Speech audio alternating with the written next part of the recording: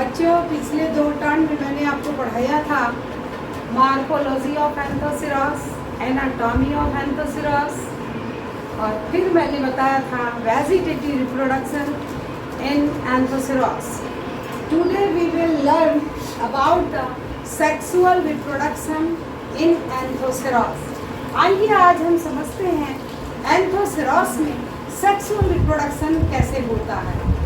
ये एंथोसिरॉस का थैलस है। एंथोसिरॉस में 2 ही प्रकार का रिप्रोडक्शन पाया जाता है।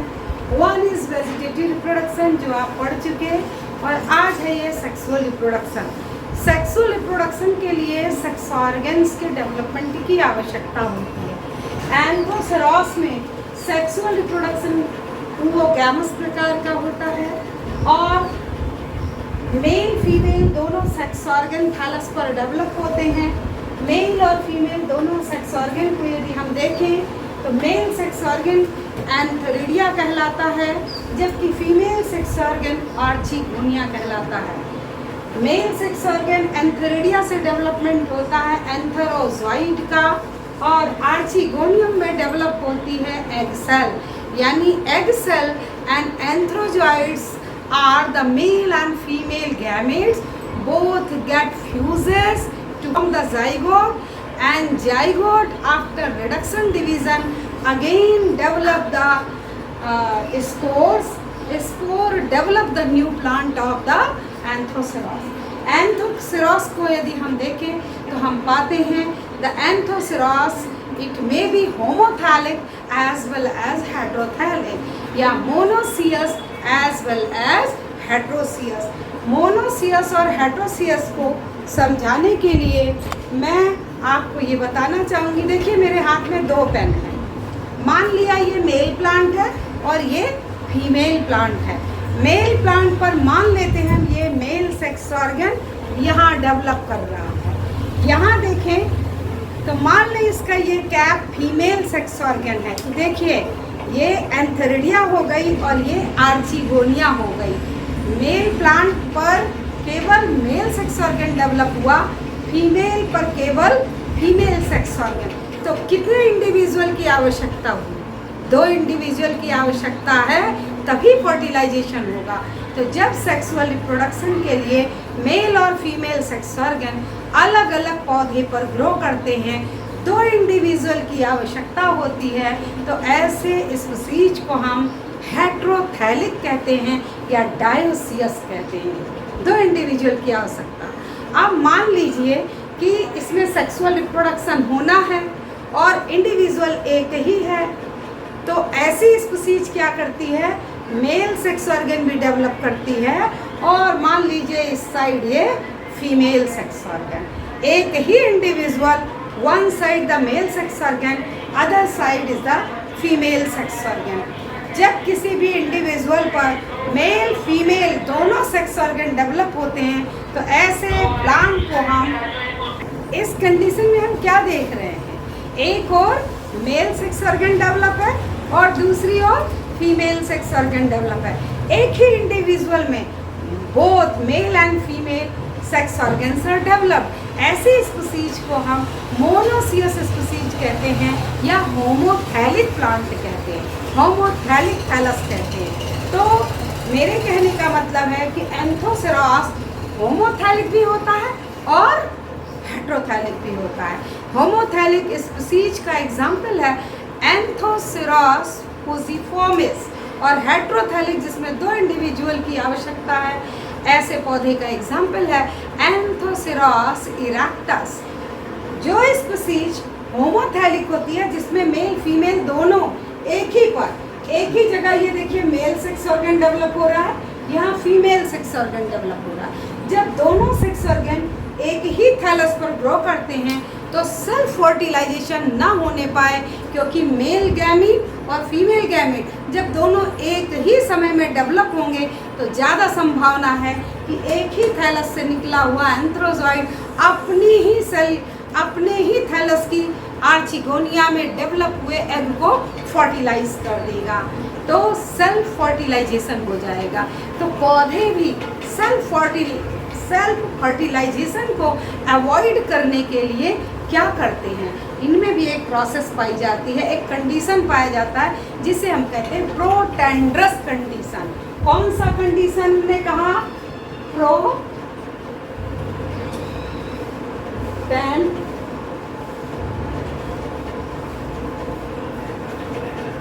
This is the protandrous condition.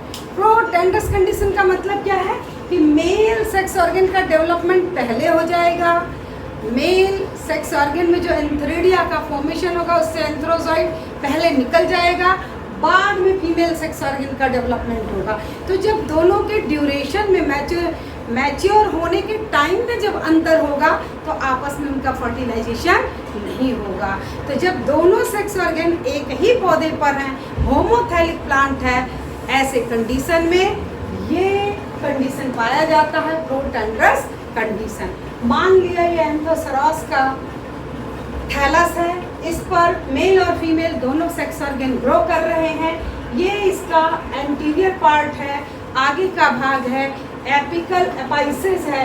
इसी के पास की डॉर्सल साइड की जो सेल्स होती हैं, कोई एक सेल सुपरफिशियल हो जाती है जिसे हम सुपरफिशियल फर्टाइल सेल कहते हैं।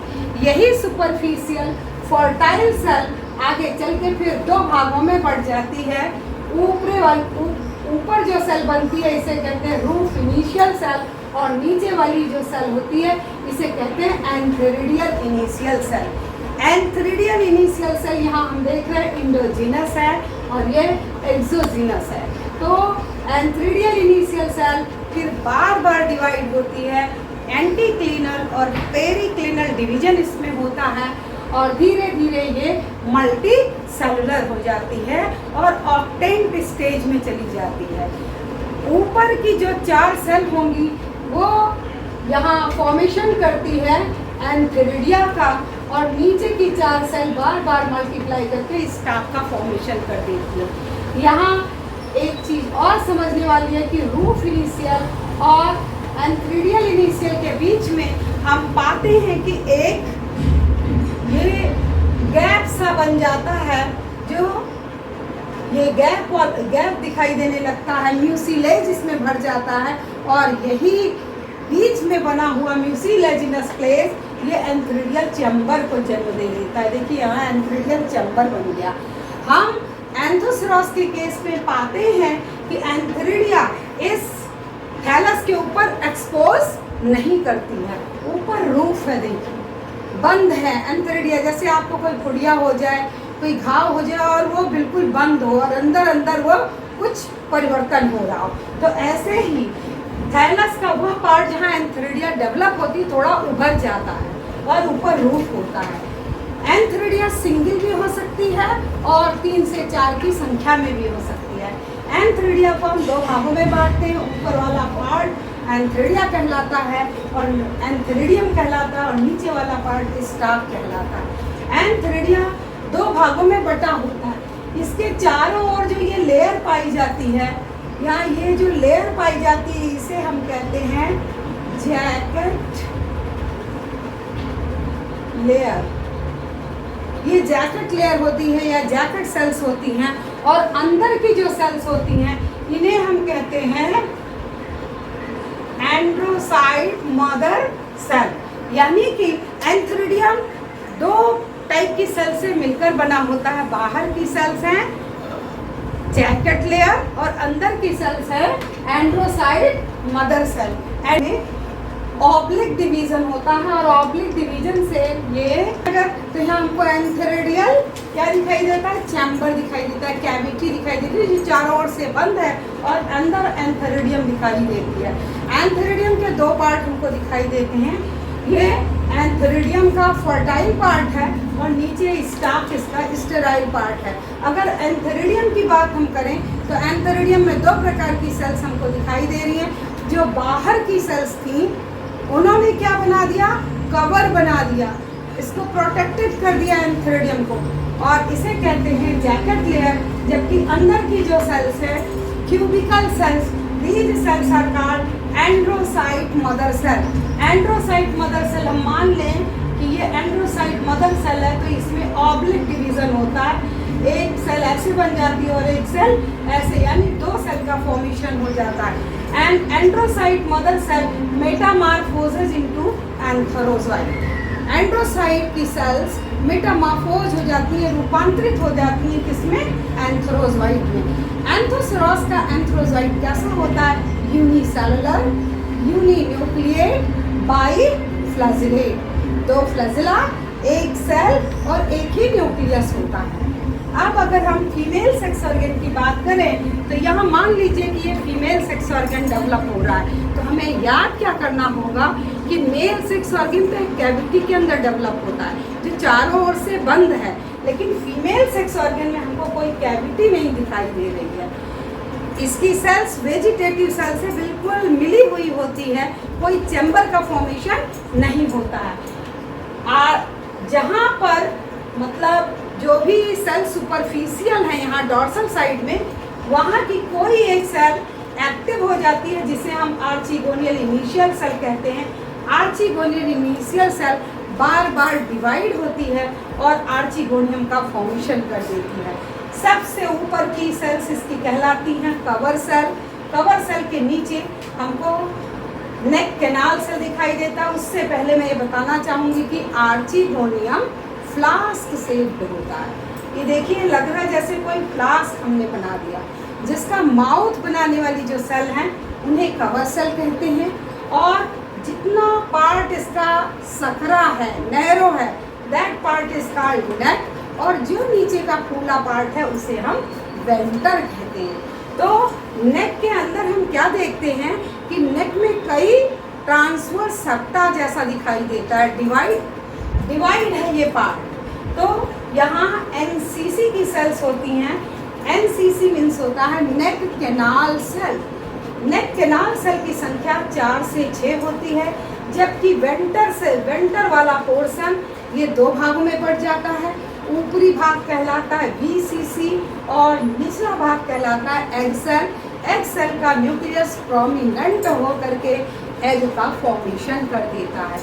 जब तक एग मैच्योर नहीं होता तब तक एग के प्रोटेक्शन के लिए ही यहाँ हम वीसीसी और एनसीसी को डेवलप होते हुए देखते हैं। कवर सेल आपस में एक दूसरे से मिले हुए होते हैं ताकि कोई फॉरेन बॉडी अंदर की ओर ना आने पाए। यहाँ हम स्थिति देख रहे हैं कि अब एग सेल मैच्योर हो चुकी है, फर्टिलाइजेशन का इंतज़ार कर रही है। इस स्थिति में क्या होता है कि कवर सेल एक दूसरे से थोड़ा अलग होने लगती हैं, एक स्लिट, एक छोटा सा पोर बनाने लगती हैं। एनसीसी और वीसीसी की सेल्स गलने लगती हैं, डिसइंटीग्रेट होने लगती हैं, और ये ऊपर की ओर, बाहर की ओर म्यूसिलेज के रूप में निकलने लगती हैं। और यहाँ पर हम देखते हैं एक माउथ जैसा स्ट्रक्चर बन जाता है जिसे म्यूसिलेज माउथ भी कहते हैं।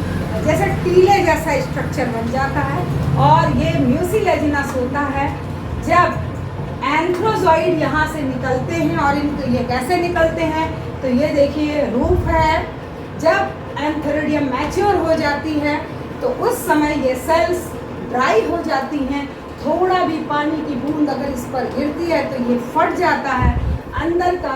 ये जब इस पर पानी की बूंद पड़ती है जैकेट लेयर पर तो ये भी फट जाता है और एक पोर का फॉर्मेशन करता है, जिससे एंड्रोसाइट मदर सेल का शेप स्फेरिकल से देखिए किस शेप में बदल गया है, क्लब शेप या कोनिकल कोन जैसा हो जाता है। अब यहाँ से एंथ्रोजॉइड बाहर निकल जाती है। एंथ्रोजॉइड यहाँ मैच्योर हुई आर्चिगोनिया की ओर अट्रैक्ट होते हैं, क्योंकि यहाँ से जो म्यूसिलेजिनस सबस्टेंस केमिकल निकल रहा है that attract the antherozoid. By the attraction of the disintegrated NCC and VCC chemical, the anthrozoid moves towards the archegonia. Archegonia की ओर एंथ्रोजॉइड स्विंग करने लगता है, एंथ्रोजॉइड इधर की ओर मूव करता है और धीरे धीरे यहाँ स्पोर से होता हुआ, इस कैनाल से होता हुआ आता है और मेल और फीमेल मिल के यहाँ पर जाइगोट का फॉर्मेशन कर लेते हैं। तो ये हमारे सामने क्या तैयार हो गया, जाइगोट बन गया। Zygote is the first cell of sporophytic generation. Sporophytic generation की प्रथम कोशिका कौन है? जाइगोट है, क्योंकि अब इसमें क्रोमोसोम या इसका कंडीशन कैसा हो गया है? 2n हो गया, ये डिप्लॉयड हो गया। ये कैसा हो गया है? डिप्लॉयड हो गया है। ये हैप्लॉयड था, ये हैप्लॉयड था, दोनों में क्रोमोसोम की संख्या n थी। जब दोनों मिल गए तो जाइगोट में 2n हो जाएगी। That's why I am saying that the zygote is the first cell of sporophytic generation. आइए अब देखते हैं जाइगोट का फॉर्मेशन यहाँ हुआ था। अब जाइगोट बार बार डिवाइड होगा, transverse division, vertical division, anticlinal, periclinal, इस तरह बार बार मल्टीप्लिकेशन होता है और ये देखिए इलॉन्गेटेड स्पोरोफाइट का फॉर्मेशन हो जाता है। हम जानते हैं कि एक टिपिकल ब्रायोफिटिक पौधे का जो स्पोरोफाइट होता है वो 3 भागों में बटा होता है, फूट, सीटा एंड कैप्सूल। रिक्सिया के केस में हम देखें तो हमें याद होगा कि उसमें केवल कैप्सूल पाया जाता है, ना फूट होता है ना सीटा होता है। इसी प्रकार से मार्केंसिया को हम देखें तो मार्केंसिया में होता है फूट, सीटा और कैप्सूल, जबकि इस केस में हम क्या पा रहे हैं? केवल फूट है और कैप्सूल है, सीटा नाम की कोई चीज यहाँ हमको दिखाई नहीं दे रही है। तो foot is embedded in the gametophytic thallus. जो फूट वाला पार्ट है, मान लेते हैं हम ये स्पोरोफाइट है और ये थैलस है, तो ये फूट वाला पार्ट देखिए थैलस के अंदर धसा है। हमको ऊपर कौन सा पार्ट दिखाई दे रहा है? कैप्सूल। यानी ये वाला पार्ट थैलस के अंदर धसा होता है और ये इलॉन्गेटेड पार्ट हमको ऊपर दिखाई देता है। जो जाइगोट होता है ये जब डिवाइड होता है तो इंडोथीसियम और एम्फीथीसियम का निर्माण करता है। इंडोथीसियम की सेल्स वेजिटेटिव होती हैं और ये बनाती हैं कॉलुमेला। इन सेल्स को हम क्या कहते हैं? These cells are called columella. देखिए यहाँ मैंने लिख रखा है कॉलुमेला। कॉलुमेला की ये cells 16 vertical rows of cells होती हैं, मतलब these cells are called columella and it have 16 vertical rows of the cells. इनका काम होता है कंडक्शन करने का, मिनरल और वाटर का ये नीचे से ऊपर तक कंडक्शन करती हैं। ये थिन वॉल्ड होती हैं, ये इलॉन्गेटेड होती हैं। इसके बाहर की जो चारों ओर की सेल्स हैं इन्हें हम क्या कहते हैं? एम्फीथीसियम। तो एंथोसेरॉस के केस में हमें याद रखना होगा, रिक्सिया और मार्केंसिया के केस में स्पोर्स का फॉर्मेशन इंडोथीसियम से होता है, जबकि एंथोसेरॉस में स्पोर्स का फॉर्मेशन एम्फीथीसियम से होता है। कॉलुमेला के चारों ओर जो एम्फीथीसियम की सेल्स होती हैं ये स्पोर्स का फॉर्मेशन करती हैं, यानी एम्फीथीसियम से स्पोर्स का फॉर्मेशन होता है। यहाँ बेस पर हमको ये सिंगल लेयर दिखाई देती है और बाद में यह डबल लेयर हो जाती है। इस केस में हम यह पाते हैं कि जो आर्ची स्पोरियल सेल होती है, यानी जो फर्टाइल स्पोरोजिनस सेल्स हैं, ये सेल्स आर्ची स्पोरियल सेल ये 2 प्रकार की सेल्स बना देती हैं, इलेटर मदर सेल और स्पोर मदर सेल। देखिए ये नीले रंग से हमने जो बनाया है ये इलेटर मदर सेल है और जो रेड कलर से बनाया है ये स्पोर मदर सेल है। तो स्पोर मदर सेल यहाँ देखिए अलग अलग हो जा रही हैं और स्पोर मदर सेल में होगा कौन सा division? Reduction division. Reduction division यानी अर्धसूत्री विभाजन। जब स्पोर मदर सेल में अर्धसूत्री विभाजन होगा, मियोसिस होगी, तो एक सेल एक डिप्लॉयड सेल हैप्लॉयड सेल में बदलेगी और उससे कितनी सेल बनेगी? 4 डॉटर सेल बनेगी। यहाँ देखिए 1, 2, 3 और चौथा पीछे है, तो ये क्या बन गया है? स्पोर टेट्राड्स बन गए हैं। और नीली वाली जो सेल्स हमने यहाँ बनाई इनको हम क्या कहते हैं? Elater mother cell. Elater mother cell वो सेल हैं जो आगे चलकर ऊपर क्या बना रही हैं? Pseudo elater. ये देखिए यहाँ लिख रखा है मैंने स्यूडो इलेटर। तो स्यूडो इलेटर एंथोसेरॉस के केस में पाया जाता है और स्यूडो इलेटर कैसा होता है? देखिए एक सेल, ये देखिए दूसरी सेल, ये देखिए तीसरी सेल। तो ये मल्टी सेलुलर स्ट्रक्चर होता है, 3 से 4 सेल्स की होती हैं। ये 3 से 4 सेल की होती हैं। जैसे ये देखिए 4 सेल हमने बनाया, ऐसे ही 3 सेल की। तो इलेटर हमने जब पढ़ाया था मार्केंसिया और हमने बताया था कि इलेटर ऐसा होता है, स्पिंडल शेप होता है। ये जरूर याद कर लीजिए क्योंकि एग्जाम में पूछा जाता है स्यूडो इलेटर और इलेटर में क्या अंतर है। तो याद रखिए, elater is found in Marchantia, elater is unicellular, pseudo elater is multicellular, elater is spindle shape, it is not spindle shape. यहाँ हम देखिए क्या देख रहे हैं, it's both ends are pointed, इसके दोनों सिरे नुकीले हैं, इसके सिरे नुकीले नहीं हैं। यहाँ पाई जाती है डबल स्पाइरल थिकनिंग, जबकि यहाँ डबल स्पाइरल थिकनिंग नहीं है। इसीलिए चूंकि इसका स्ट्रक्चर इसके स्ट्रक्चर से टैली नहीं करता है, इसीलिए इसे इलेटर ना कह के हम क्या कह देते हैं, स्यूडो इलेटर। तो एक मैच्योर स्पोरोफाइट में हमको क्या क्या दिखाई देता है, स्पोर टेट्राड दिखाई देता है और स्यूडो इलेटर दिखाई देते हैं। यहाँ देखिए कुछ छोटी छोटी सेल्स हमने बनाई, इन सेल्स को हम कहते हैं मेरिस्टेमेटिक सेल्स। एंथोसेरोस के केस में ये मेरिस्टेमेटिक सेल कॉन्टिन्यूअस ग्रोथ करती रहती हैं और ऊपर की ओर इन सेल्स की ग्रोथ में सहायक होती हैं। वन थिंग मोर हियर कि ये फूट वाला जो पोर्शन है, तो यहाँ गैमेटोफिटिक टिश्यू, जो यहाँ पे गैमेटोफिटिक टिश्यू है, ये टिश्यू यहाँ पर इस तरह का एक स्ट्रक्चर बना लेता है जिसे हम इन्वॉल्यूकर कहते हैं। ये स्ट्रक्चर बना लेता है जिसे हम इन्वॉल्यूकर कहते हैं और ये इन्वॉल्यूकर कॉलर के आकार का होता है जो स्पोरोफाइट के बेस को प्रोटेक्शन प्रदान करता है। अब इसका डेहिसेंस कैसे होता है, जब स्पोर मैच्योर हो जाते हैं तो यहाँ फूड से वाटर की और मिनरल की सप्लाई ऊपर बंद हो जाती है और जब ये बंद हो जाती है तो जो कॉलुमेला की सेल्स हैं ये कैसी हो जाएंगी, ड्राई अप हो जाएंगी। और ये पहले तो स्पोरोफाइट हरा दिखाई दे रहा था, अगर यहाँ पर ये ग्रो किया और ये देखिए स्पोरोफाइट इस पर ग्रो किए हैं तो ये हरे हैं, लेकिन जैसे ही ये मैच्योर हो जाते हैं, स्पोर्स मैच्योरिटी में पहुंच जाता है, दे becomes yellow in colour and finally becomes black in colour, यानी काले रंग के हो जाते हैं। और यहाँ हम देख रहे हैं 4 से 6 लेयर की हमको कैप्सूल वॉल दिखाई दे रही है, ये भी ड्राई अप हो जाती है और इसमें भी कहीं कहीं बीच बीच में छोटे छोटे अपर्चर होते हैं जिसे स्टोमा कहते हैं। और जो स्टोमा होते हैं और कॉलुमेला होता है, ये दोनों इनके डेहिसेंस में मदद करता है। ये स्पोरोफाइट इस तरह से फट जाता है और स्यूडो इलेटर स्पोर्स के डेहिसेंस में डिस्पर्सल में मदद करते हैं। स्यूडो इलेटर्स हाइग्रोस्कोपिक नेचर के होते हैं और ये स्पोर्स के डिस्पर्सल में कैप्सूल के डेहिसेंस में इनका महत्वपूर्ण रोल होता है। जब स्पोर जमीन में गिर जाता है तो देखिए इस पे ट्राई रेडिएट रिच पाई जाती है। स्पोर्स 2 लेयर से घिरा होता है, आउटर लेयर को हम एक्साइन कहते हैं, इनर लेयर को हम एंटाइन कहते हैं।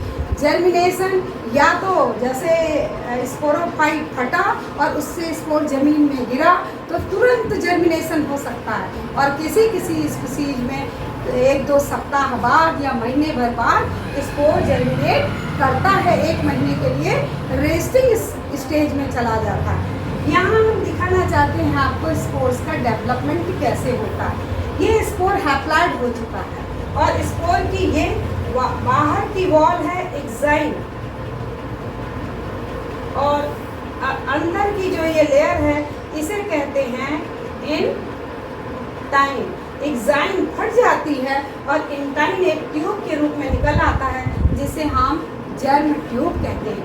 अब जो सेलुलर कंटेंट इस स्पोर के अंदर था जर्म ट्यूब से बाहर आ जाता है और जैसे ही सनलाइट के कांटेक्ट में आता है इसका जो प्लास्टिड होता है वो ग्रीन कलर में कन्वर्ट हो जाता है। यहाँ पर डिवीजन शुरू होता है, सबसे पहले transfer, then the vertical division.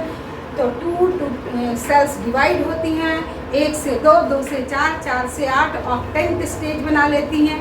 Octant stage को हम स्पोरेलिंग स्टेज भी कहते हैं और यही डिवीज़न कॉन्टिन्यूअस रहता है और मल्टी सेलुलर थैलस का फॉर्मेशन हो जाता है, यानी पुनः गैमेटोफिटिक थैलस का फॉर्मेशन हो जाता है। इस तरह आपने देखा कि एंथोसेरॉस मोनोसियस भी होता है, डायोसियस भी होता है, यानी होमोथैलिक भी होता है और हेटेरोथैलिक भी होता है। मेल और female sex organ dorsal surface पर ग्रो करते हैं, लेकिन ऊपर ओपन नहीं होते हैं, और इनका जो स्पोरोफाइट होता है वो सिलेंड्रिकल होता है।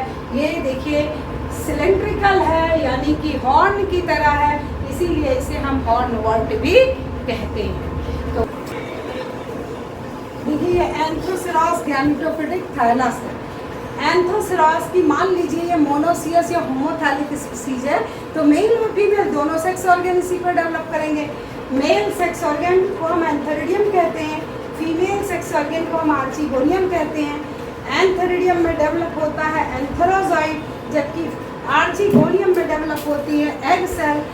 यहाँ एग सेल और एंथेरिडियम दोनों आपस में फ्यूज होते हैं, जिसे हम फर्टिलाइजेशन कहते हैं। फर्टिलाइजेशन का रिजल्ट होता है जाइगोट का फॉर्मेशन। जाइगोट स्पोरोफिटिक जनरेशन की प्रथम सेल होती है। जाइगोट डेवलप होकर के स्पोरोफाइट बनाता है, और स्पोरोफाइट में बनती है spore mother cell. Spore mother cell में होता है मियोसिस या रिडक्शन डिवीजन, और फिर ये डिप्लॉइड से किसमें कन्वर्ट हो जाता है, हैप्लॉइड में। स्पोर पुनः जर्मिनेट करके नए गैमेटोफिटिक एंथोसेरॉस स्पोर जर्मिनेट करके फिर एंथोसेरॉस के गैमेटोफिटिक थैलस को जन्म दे देता है। ये बहुत सिंपल तरीके से आप इसकी लाइफ साइकिल को समझ सकते हैं। इसकी लाइफ में हम क्या देख रहे हैं, गैमेटोफिटिक फेज बहुत ज़्यादा देर तक के लिए है, और स्पोरोफिटिक फेज हमको केवल जाइगोट और स्पोरोफाइट या स्पोर मदर सेल के रूप में दिखाई दे रही है। तो स्पोरोफिटिक फेज, ये देखिए अगर हम ऐसे करें, स्पोरोफिटिक फेज ये छोटी है और ये बड़ी है। ऐसे अल्टरनेशन ऑफ जनरेशन को हम कहते हैं gametophytic type of alternation of generation. यानी ब्रायोफिटिक पौधों में गैमेटोफिटिक फेज डोमिनेंट होती है ओवर द स्पोरोफिटिक।